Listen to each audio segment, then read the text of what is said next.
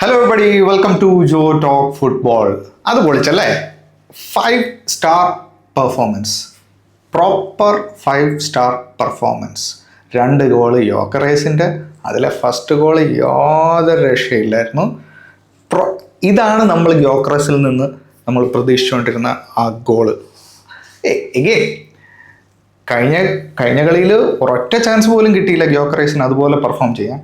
ഈ കളിയിൽ ആകെ ഒരു ചാൻസാണ് അങ്ങനെ കിട്ടിയത്. ആ ഒരു സ്പേസ്, ലെഫ്റ്റ് ഹാൻഡ് സൈഡിൽ ആ ഒരു സ്പേസ് കിട്ടിയത് ഒരൊറ്റ ചാൻസാണ്. ആ ചാൻസ് ഗ്യോക്കറേസ് വൃത്തിയായിട്ട് എക്സിക്യൂട്ട് ചെയ്തു. ഇതാണ് നമ്മൾ മിസ് ചെയ്തുകൊണ്ടിരുന്നത് കഴിഞ്ഞ 3-4 സീസണുകളായിട്ട്. അങ്ങനെ നമുക്കൊരു പ്രോപ്പർ സ്ട്രൈക്കർ അറൈവൽ അനൗൺസ്മെൻറ്റ് ചെയ്തിരിക്കുകയാണ് ഗ്യോക്കറേസ്. Brilliant goal. കറക്റ്റ്. എന്തായിരുന്നു ആ ഒരു ടേക്ക് ഡൗൺ, ആ ഒരു കട്ടിൻ. ആ ഫസ്റ്റ് പ്ലെയറിനെ കട്ടിൻ ചെയ്തിട്ട് സെക്കൻഡ് പ്ലെയർ ആ ബോൾ എടുക്കാൻ വേണ്ടി വരുമ്പം നമ്മൾ ആ റീപ്ലേ ശ്രദ്ധിച്ച് കഴിഞ്ഞാൽ നമുക്ക് മനസ്സിലാവും. ആ ഒരു ടച്ച് എടുക്കുന്നുണ്ട്. ആ ഫസ്റ്റ് പ്ലെയറിനെ കട്ട് ചെയ്തിട്ട് സെക്കൻഡ് പ്ലെയറിന് ബോൾ കിട്ടാതിരിക്കാൻ വേണ്ടി ഒരു സ്ലൈറ്റ് ടച്ച് കൊടുക്കുന്നുണ്ട്. Proper striker intelligence. ഒരു രക്ഷയിലായിരുന്നു. എന്നിട്ട് ഒരു ഷൂട്ടും, കറക്റ്റ് പ്ലേസ്മെൻറ്റ്, ഒന്നും പറയല. Brilliant goal. Very happy, ecstatic, വാക്കുകളില്ല പറയാൻ. എഗെയിൻ 2 ഗോള് ടിംബറിൻ്റെ വക, 2 ഗോള് നമ്മുടെ യോക്കറേസിൻ്റെ വക, പിന്നെ 1 ഗോള് സാക്കയുടെ വക. Amazing performance overall. പക്ഷേ നമ്മൾ പറയാൻ മറന്നു പോകാത്തൊരു കാരണമാണ് ഫസ്റ്റ് 30 മിനിറ്റ്സ്.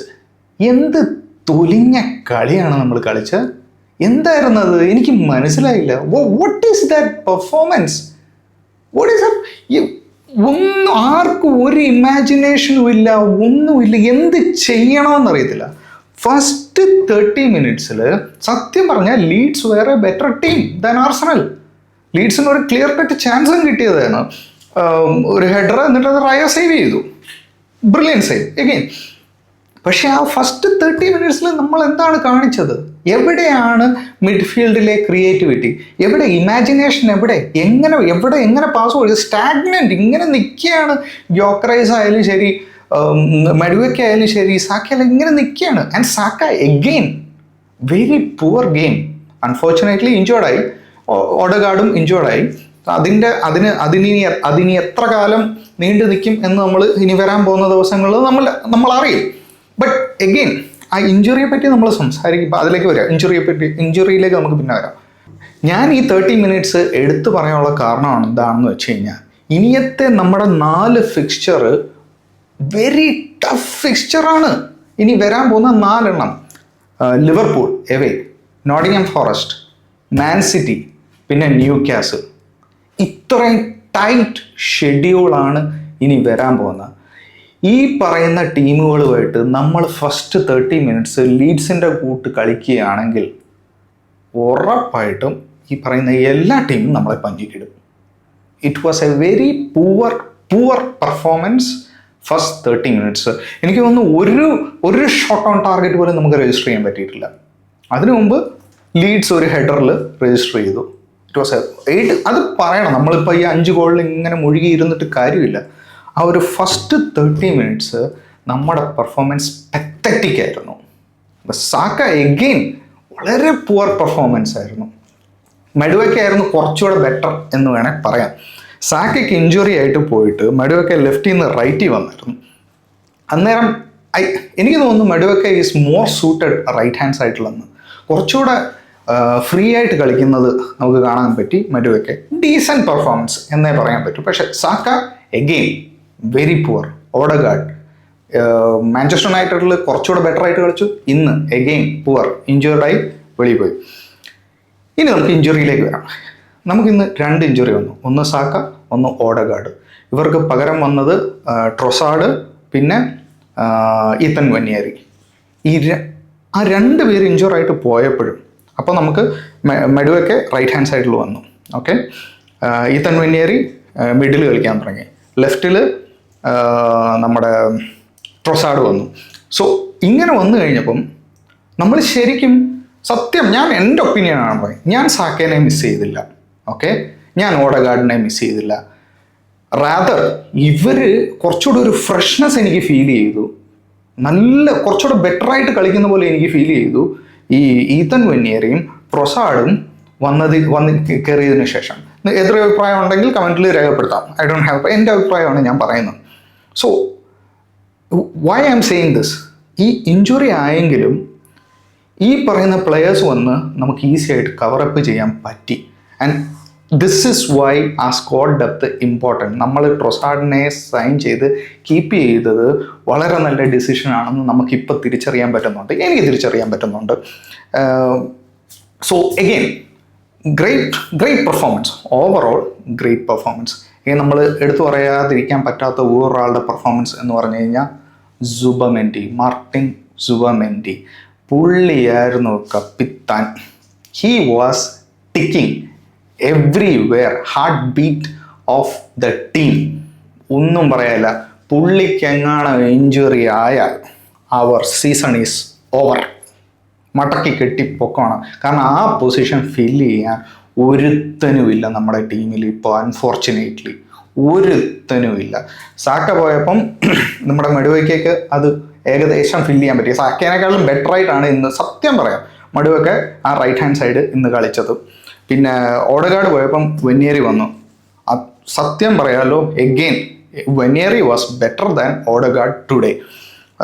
പിന്നെ നമുക്ക് ഒരുപാട് ഓപ്ഷൻസ് ഇപ്പം നമുക്ക് ബെഞ്ചിൽ നിന്ന് നമുക്ക് ഇന്ന് കാണാൻ പറ്റി.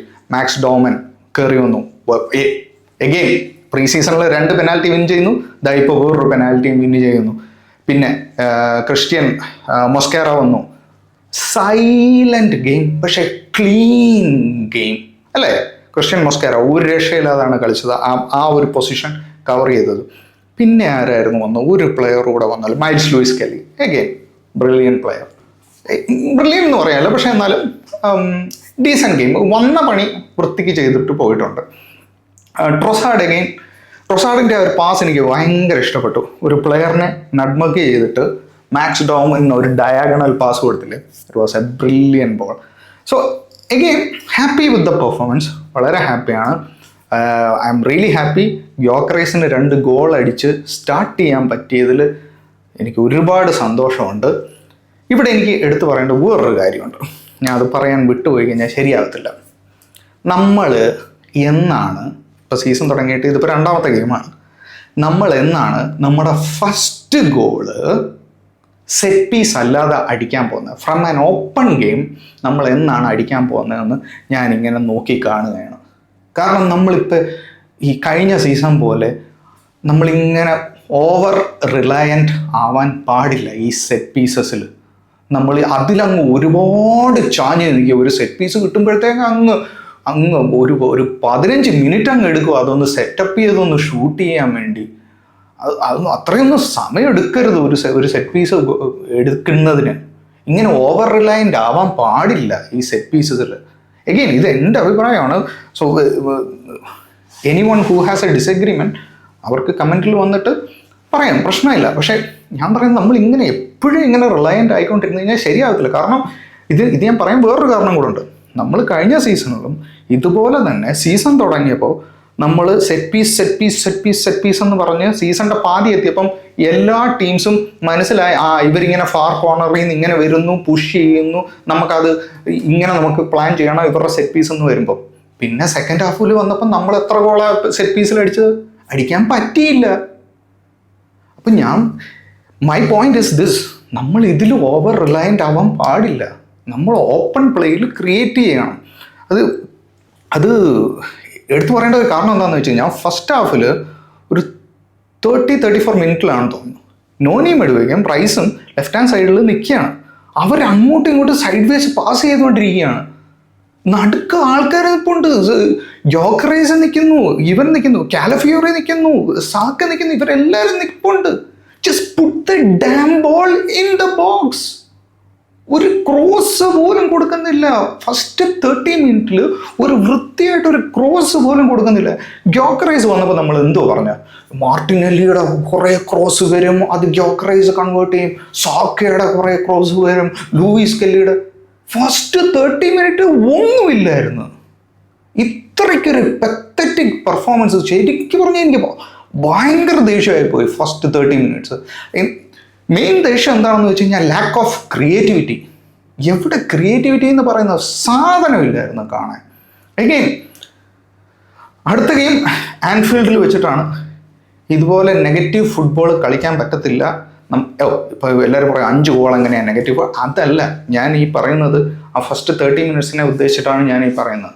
സോ അതിനേക്കാട്ടിലും നമ്മൾ കുറച്ചുകൂടെ ബ്രേവായിട്ട്, കുറച്ചുകൂടെ ക്രിയേറ്റീവായിട്ട്, നമുക്ക് കഴിവുണ്ട്, നമുക്ക് എത്ര ടാലൻറ്റഡ് പ്ലെയേഴ്സ് ആണോ ഉള്ളത്. എപ്പോഴും ഈ സൈഡ് വേസ് അല്ലാതെ തിങ്ക് മോർ ക്രിയേറ്റീവ്ലി.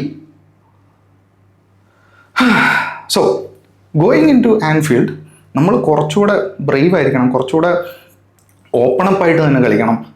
എങ്കിലേ നമുക്ക് ഈ വരാൻ പോകുന്ന ടൈറ്റ് ഫിക്സ്ചർ, അതായത് Liverpool, Nottingham forest, Man City, new castle, ഇതെല്ലാം കടന്നുകൂടണമെങ്കിൽ ആ ഒരു ഫസ്റ്റ് 30 മിനിറ്റ്സ് കളിച്ച പോലെ നമ്മൾ ഒരിക്കലും കളിക്കാൻ പാടില്ല. കുറച്ചുകൂടെ ക്രിയേറ്റീവായിട്ടൊക്കെ തന്നെ കളിക്കണം. കാരണം ഈ പറയുന്ന ടീമുകളുമായിട്ട് ഫസ്റ്റ് 6 ഗോൾ അടിക്കുന്നു എന്നുള്ള ഒരു സാധനം ഭയങ്കര ഇമ്പോർട്ടൻ്റ് ആണ്. പിന്നെ നമുക്ക് അവസരം കിട്ടിയെന്ന് വരത്തില്ല. അതുകൊണ്ടാണ്.